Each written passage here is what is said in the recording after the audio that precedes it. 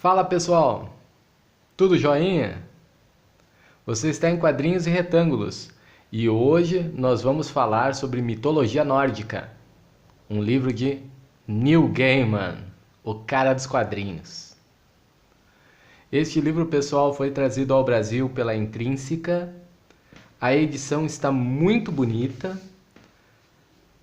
A capa tem uma textura aveludada, que é bastante interessante ao toque. A ilustração que foi escolhida para a capa também é igualmente muito interessante, porque ela traz uma espécie de resumo dos 9 reinos. Quem ler a obra depois vai entender melhor esta ilustração, com ênfase no martelo de Thor, que é uma das armas mais valorizadas, mais importantes nesta mitologia. Mas o que nós podemos esperar desta edição aqui da Intrínseca? Aqui o Neil Gaiman, que é nosso conhecido dos quadrinhos, faz a atividade de recontar. Então nós temos aqui recontos que narram desde a origem dos 9 reinos e de todas as coisas criadas até o Ragnarok. No final tem uma surpresa bastante interessante, mas eu não quero estragar a experiência de leitura de ninguém. Então eu recomendo que vocês leiam e nós vamos saber um pouquinho mais sobre a questão do Ragnarok. E também sobre a relação entre os deuses, já que ela não é exatamente aquela que nos chegou via as HQs ou os filmes da Marvel. E nem mesmo as aparências e as habilidades de cada um dos deuses corresponde totalmente àquilo que nós conhecemos pelos quadrinhos. Muitos elementos mitológicos apresentados aqui encontram paralelos no Gênesis. Olha só que interessante. Só que nós não sabemos exatamente que tipo de relação, né, nós podemos estabelecer. É apenas coincidência? Os contos, como são apresentados aqui, sempre foram assim? Ou eles acabaram adaptados após a cristianização dos povos nórdicos? A verdade é que Neil Gaiman admite ter adaptado algumas coisas, naquele melhor estilo: quem conta um conto, aumenta um ponto. Ele, inclusive, dá aquela ideia de que nós leiamos este livro e depois passemos adiante as histórias nas nossas conversas entre amigos.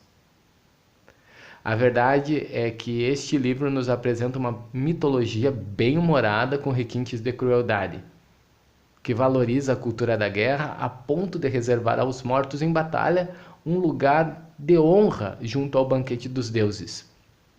E aquelas pessoas que não morreram na guerra são relegadas ao ostracismo, ao esquecimento do submundo. Como em outras mitologias da antiguidade, os deuses são como que um espelho dos meros humanos, naquilo que há de melhor e de pior. A relação entre os deuses é sempre permeada de intrigas, ambições e ciúmes. Aqui, os deuses são igualmente criaturas, com o detalhe que eles são capazes de criar, inclusive, outros deuses. Eles podem até morrer, embora não morram para sempre. A mitologia nórdica nos apresenta deuses que sacrificam a si mesmos em troca de sabedoria, e outros que são tão tolos quanto o mais iletrado dos humanos. Também nós ficamos sabendo que há 2 grupos diferentes de deuses que lutam entre si até uma certa etapa, mas que depois cansam do empate interminável, já que eles têm as mesmas capacidades divinas, e acabam selando a paz com um cuspe, por mais estranho que isso possa parecer. Eles selam a paz para lutar contra gigantes e outros seres que, mesmo não sendo deuses, metem medo no grupinho de Odin e de Thor. Aqui nós temos páginas muito engraçadas, inclusive aquela que fala da bebida que é capaz de produzir a boa poesia e de outra coisa que produz a má poesia.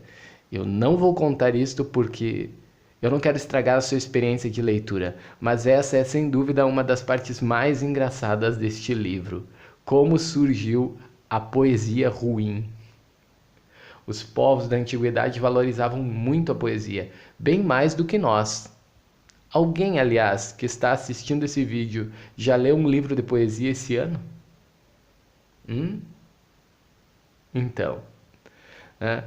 Os povos antigos valorizavam muito a poesia.